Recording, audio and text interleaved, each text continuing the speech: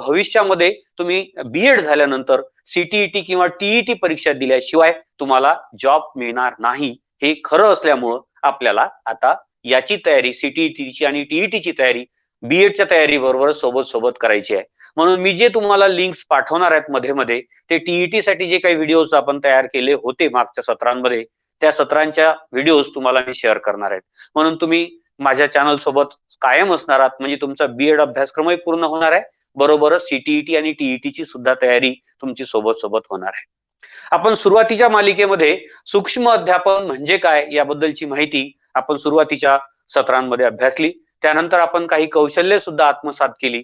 आणखी एक महत्वाचं कौशल्य आपण आज शिकणार आहोत, ज्याचं नाव आहे प्रबलन, ज्याला इंग्रजीमध्ये आपण रिइन्फोर्समेंट स्किल असं म्हणतो.